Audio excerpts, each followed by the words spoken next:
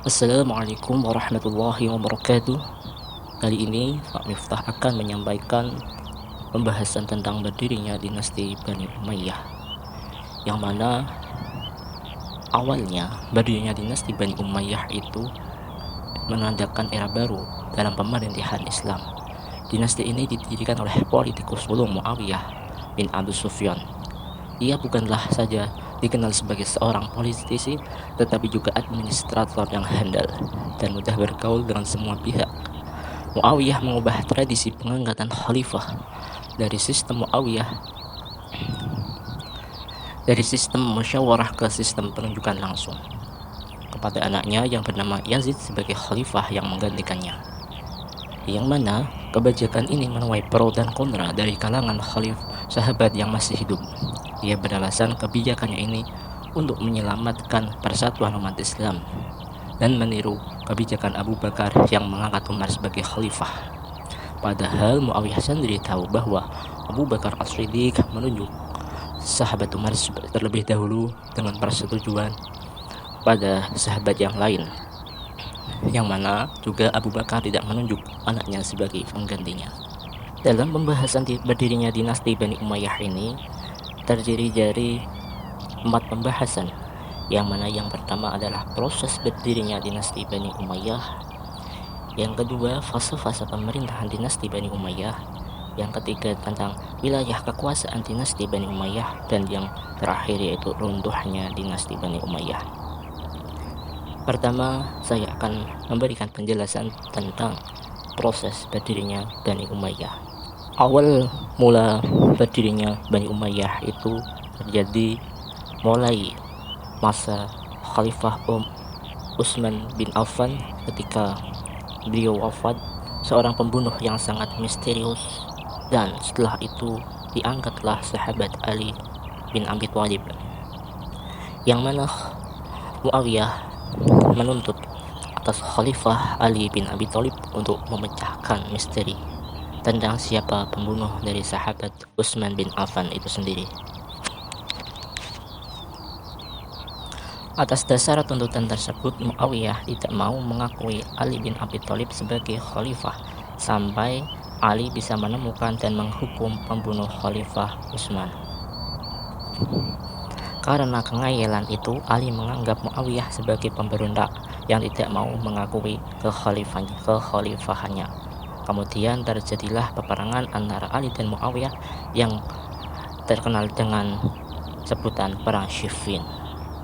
Pada saat peristiwa Siffin itu, pasukan Ali hampir saja mendapatkan kemenangan. Namun tiba-tiba dari pihak Muawiyah mengangkat Al-Quran dengan tombak sebagai tanda berdamai. Ide itu muncul dari pengikut setia Muawiyah, yaitu Amr bin As, yang merupakan seorang politisi dan diplomat ulung. Ali sendiri pada mulanya ragu akan niat baik dari pihak Muawiyah yang hampir mengalami kekalahan. Karena itu, pasukan Ali terbelah menjadi dua, yang satu setuju untuk berdamai dan pihak yang lain menolak untuk berdamai.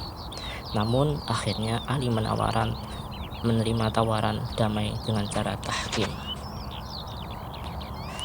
Ternyata benar apa yang menjadi firasat Ali pada saat melakukan tashkim, yang mana ketika dari pihak Ali, Abu Musa al-Asy'ari menyampaikan keputusan yang sebenarnya, sedangkan dari pihak Muawiyah yang diwakili oleh Amr bin As malah mengumumkan untuk memberhentikan kepemimpinan Ali dan diganti oleh Muawiyah bin Abi Sufyan.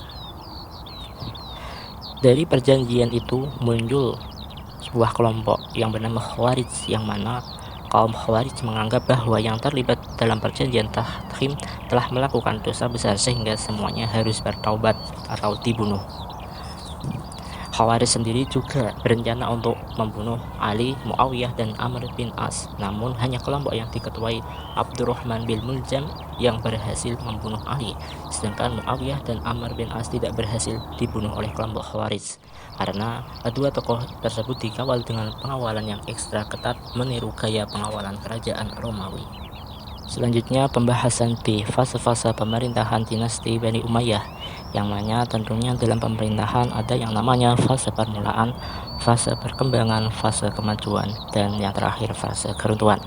Yang pertama yaitu fase permulaan. Setelah Muawiyah resmi menjadi dinasti Bani Umayyah, ia memindahkan ibu kota ke Damaskus. Pemindahan ibu kota dari Madinah ke Damaskus melambangkan zaman imperium baru dengan menggeserkan dari pusat Arabia, yaitu Madinah yang mulanya merupakan pusat agama dan politik pada masa Khulafaur Rasyidin, kepada sebuah kota kosmopolitan Damaskus. Dari kota inilah dinasti Bani Umayyah memerintah umat Islam, memperluas wilayah kekuasaan Islam, dan mengembangkan pemerintahan sentral yang kuat. Perubahan sistem pemerintahan dari khilafah ke kerajaan setidaknya ada pengaruh dari kekaisaran Romawi. Selanjutnya yaitu fase perkembangan. Fase perkembangan itu terjadi pada masa khalifah, pada masa Abdul Malik Qutaibah diangkat oleh Al-Hajjaj Ibnu Yusuf yang mana gubernur Khorasan pada tahun 86 Hijriah. Tidak lama kemudian ia yaitu Qutaibah menyeberangi sungai Okhus, kemudian dapat menundukkan Balkh, Bukhara, Khawarizm, Fargana, Samarkand, Transoxiana, dan perbatasan wilayah Dia. Di samping itu, Muhammad bin Qasim diberi kepercayaan oleh Al-Hajjaj untuk menundukkan India. Ia menuju ke Sind pada tahun 89 atau 708, mengepung pelabuhan Daibul di Mara Sungai Indus, sehingga kemenangan terjadi di seluruh penjuru Indus.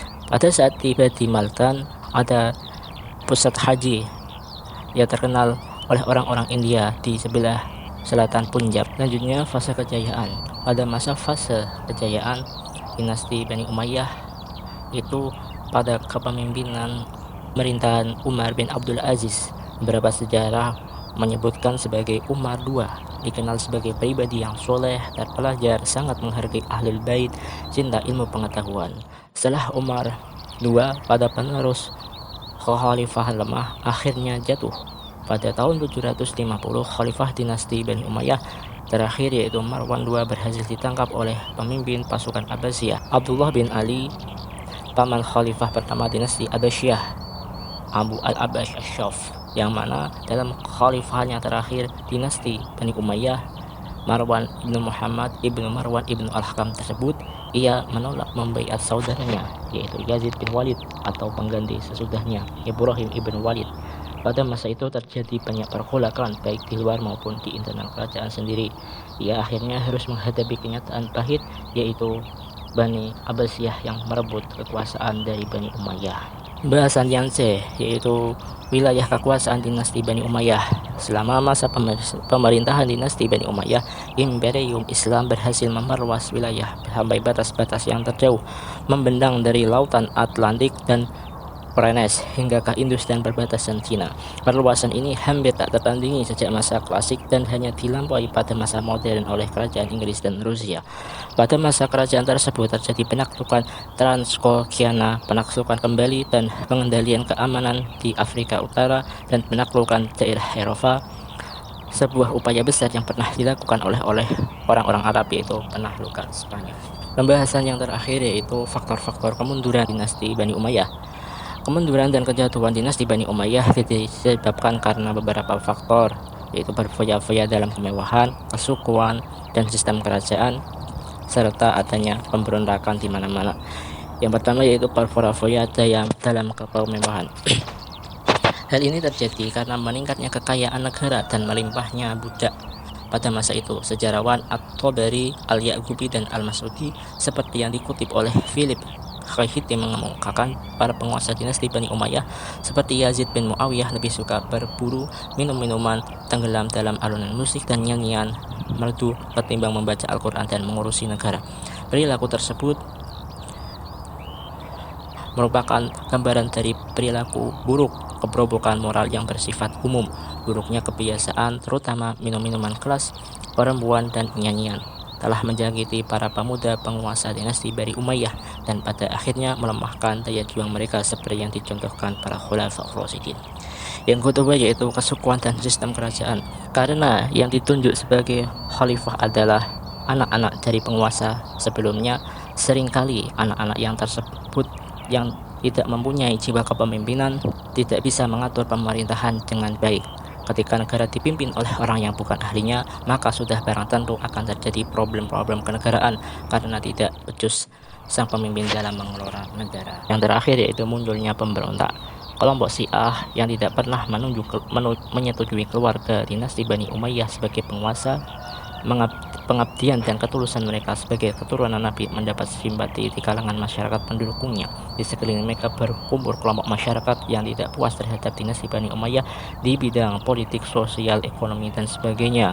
Orang-orang Irak tersebut yang mana merupakan pendukung Syiah kecewa karena tidak diberikan kebebasan, kini beralih ke sentimen keagamaan. Memanfaatkan situasi yang demikian, keluarga Bani Abbas menuntut pemerintah dengan cara bergabung dengan kelompok Syiah. Dinasti Bani Umayyah yang mengambil kebijakan Arab sentris juga menimbulkan kebencian orang-orang non-Arab, khususnya Persia. Mereka diperlakukan sebagai maula atau mantan budak dan tidak selalu bebas membayar pajak.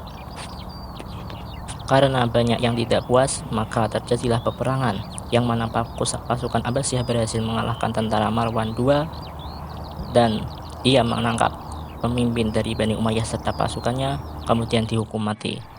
Karena itu Bani Abbasiyah mengawali pemerintahannya setelah berhasil mengalahkan dinasti Bani Umayyah.